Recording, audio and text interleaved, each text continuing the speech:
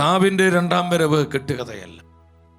മത്തായിയുടെ സുവിശേഷം 25-ാം അധ്യായം 31-ാം വചനത്തിൽ ഈശോ പറഞ്ഞു. എന്താ ഈശോ പഠിപ്പിച്ചത്? ഇത് ഈശോയുടെ വചനമാണ്. മനുഷ്യപുത്രൻ എല്ലാ ദൂതന്മാരോടുകൂടെ മഹത്വത്തിൽ എഴുന്നള്ളുമ്പോൾ അവൻ തൻ്റെ മഹിമയുടെ സിംഹാസനത്തിൽ ഉപവിഷ്ടനാകും. ഇത് കർത്താവിൻ്റെ സെക്കൻഡ് കമ്മിങ് ആണ്. എല്ലാ സകല ദൂതന്മാരോടുകൂടി മഹത്വത്തിൽ കർത്താവ് എഴുന്നള്ളുമ്പോൾ കൊണ്ട് മഹത്വത്തിൽ രാജാതിരാജാവായ കർത്താവ് എഴുന്നള്ളും സഹോദരൻ. അതിന് തൊട്ടു മുൻപുള്ള കരുണയുടെ സമയത്തിലൂടെ നമ്മൾ കടന്നു പോകുന്നത്.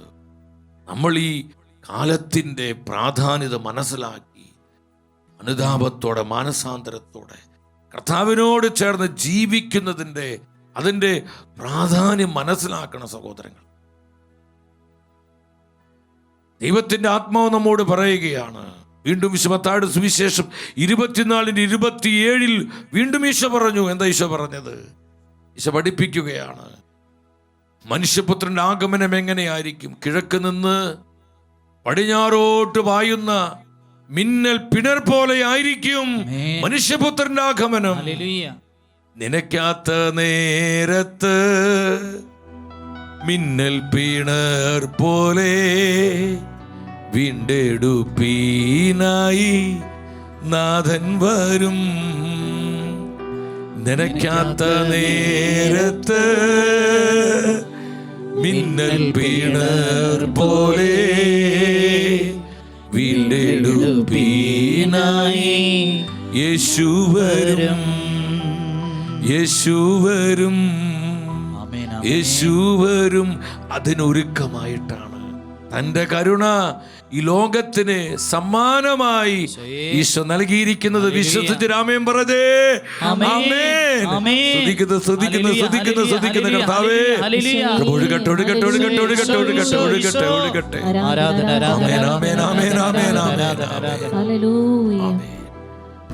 യോഹന്നാൻ സ്ലീഹ ആത്മാവിൽ കാണുകയാണ്. വെളിപാട് പുസ്തകം 1-ാം അധ്യായം 7-ാം വചനത്തിൽ എന്താ യോഹന്നാൻ സ്ലീഹ പറയുന്നത്?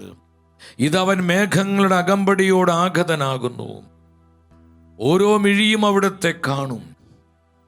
അവന് കുത്തിമുറിവേൽപ്പിച്ചവരും അവനെ പ്രതി മാറത്തടിച്ച് വിലപിക്കുന്ന ഭൂമിയിലെ സർവഗോത്രങ്ങളും അവനെ ദർശിക്കും. കർത്താവിനെ ദർശിക്കും. ആമേൻ. മേഘങ്ങളുടെ അകമ്പടിയോടുകൂടി രാജാതി രാജാവായ കർത്താവ് ആഗതനാകുകയാണ്. ഓരോ മിഴി അത് കാണും. സകല മനുഷ്യരും, എല്ലാ മനുഷ്യരും കർത്താവിൻ്റെ ആ മഹത്വപൂർണമായ രണ്ടാം വരവ് ദർശിക്കും. അത് ലൈവ് ടെലികാസ്റ്റിംഗ് ആണ്. പ്രത്യേകിച്ച് മീഡിയയുടെ ആവശ്യമില്ല, സാറ്റലൈറ്റിൻ്റെ ആവശ്യമില്ല. സ്വർഗം നേരിട്ട് അത് ടെലികാസ്റ്റ് ചെയ്യാണ്, സംപ്രേഷണം ചെയ്യാണ്.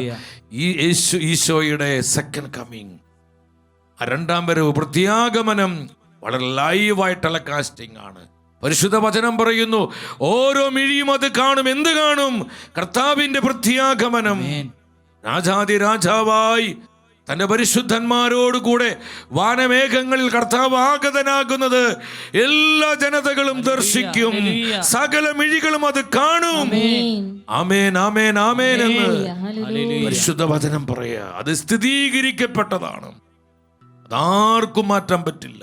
ഒരു കോടതിക്കും ഒരു ഗവൺമെന്റിനും ഈ ലോകത്തിൽ ഒരു ശക്തിക്കും ഒരു വ്യക്തിക്കും ഈ വിശ്വാസ സത്യം, ഈ പരിശുദ്ധ വചനം മാറ്റുവാൻ സാധ്യമല്ല. ഇത് മുദ്രിത വചനമാണ്, മുദ്ര ചെയ്യപ്പെട്ട വചനമാണ്.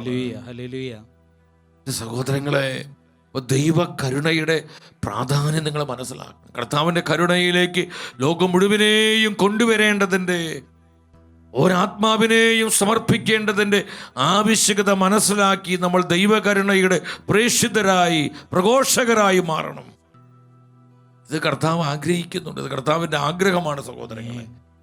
ഇന്ന് അനേകർക്ക് ഇതൊരു പുച്ഛമാണ്.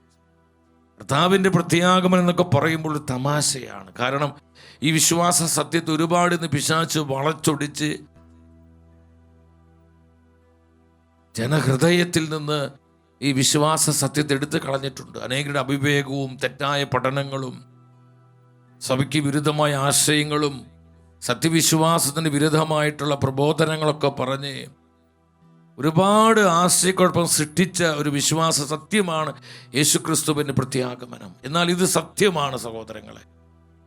സംശയിക്കരുത്, പുച്ഛിക്കരുത്, നമ്മളിതിനെ അവമാനിക്കരുത്, കളിയാക്കരുത്. പരിശുദ്ധ വചനം എന്താ പറയുന്നത്? പത്രോസ്ലീഹ സഭയെ പഠിപ്പിക്കുകയാണ്. താൻ എഴുതിയ 2-ാമത്തെ ലേഖനം 3-ാം അധ്യായം 4-ാമത്തെ വചനം നിങ്ങൾ ശ്രദ്ധാപൂർവ്വം ആ വചനം ഉച്ചത്തിൽ വായിച്ച്. അവർ പറയും, അവന്റെ പ്രത്യാഗമനത്തെക്കുറിച്ചുള്ള വാഗ്ദാനം എവിടെയാണ് അവന്റെ പ്രത്യാഗമനത്തെക്കുറിച്ചുള്ള വാഗ്ദാനം? കർത്താവ് വീണ്ടും വരാനൊന്നും പോകുന്നില്ല. ഒത്തിരി നാളുകളായി ഇത് കേൾക്കാൻ തുടങ്ങിയിട്ട് ലോകത്തിൽ ഉണ്ടായിക്കൊണ്ടിരിക്കുന്ന ഈ സംഭവ വികാസങ്ങളും നമ്മളിന്ന് കാണുന്ന ആനുകാലിക വിഷയങ്ങളും കാലത്തിൻ്റെ അടയാളങ്ങളൊന്നും ഇതൊക്കെ നോർമലായി സംഭവിക്കേണ്ട കാര്യങ്ങളാണ്. കർത്താവൊന്നും വരാൻ പോകുന്നില്ല. ഇതൊക്കെ മണ്ടനാശയങ്ങളാണ്, ബുദ്ധിമോശമാണ്, വിവരമില്ലാത്തവര് അടിച്ചുവിടുന്ന കാര്യങ്ങളാണെന്നൊക്കെ പറഞ്ഞ് സംശയിക്കും, അനേകർ ആശയക്കുഴപ്പത്തിലാക്കും. കർത്താവിൻ്റെ പ്രത്യാഗമനം എവിടെയെന്നവർ ചോദിക്കും. ഈ തലമുറയിൽ ആയിരങ്ങളല്ല 10,000 ചോദിക്കുന്നുണ്ട്. കർത്താവിൻ്റെ ആഗമനം, അങ്ങനെ ഒരു സംഗതി ഇല്ല എന്ന് പറഞ്ഞ് ഇതിന് നിന്ദിക്കുന്ന, പരിഹസിക്കുന്ന ദൈവനിന്ദകരെ നമ്മൾ ആ കൂട്ടത്തിൽ എണ്ണപ്പെട്ടു പോകരുത് സഹോദരങ്ങളെ. അവരെല്ലാം കർത്താവിൻ്റെ കരുണയിലേക്ക് സമർപ്പിക്കണം. നമ്മൾ കർത്താവിൻ്റെ കരുണകടയിൽ മുക്കി പ്രാർത്ഥിക്കണം. മരിയ ഫൗസ്റ്റീനോട് ഈശോ പറഞ്ഞു, എൻ്റെ കരുണയിലേക്ക് സമർപ്പിക്കപ്പെടുന്ന ഒരു ആത്മാവ് പോലും നശിച്ചു പോകാൻ ഞാൻ അനുവദിക്കുകയില്ല. ഒരു ഹല്ലേലൂയ പറഞ്ഞേ. ഒരു ആത്മാവ് പോലും നശിച്ചു പോകാൻ കർത്താവ് സമ്മതിക്കില്ല. ആരെല്ലാം ആ കരുണയിലേക്ക് ഏൽപ്പിക്കപ്പെടുന്നു അവരെല്ലാം കർത്താവ് രക്ഷിക്കും സഹോദരങ്ങളെ. ആ കുടുംബങ്ങളെ രക്ഷിക്കും, ആ സമൂഹങ്ങളെ പ്രൊട്ടക്റ്റ് ചെയ്യും. അവരെത്ര കഠിന മാരക പാപികളാണെങ്കിലും അവർക്ക് അനുതാപം കർത്താവ് കൊടുക്കും, മാനസാന്തര കൃപ കർത്താവ് നൽകും. അപ്പോൾ കർത്താവിൻ്റെ 2ാം വരവ്, സെക്കൻഡ് കമ്മിങ്, അതൊരു കെട്ടുകഥയല്ല.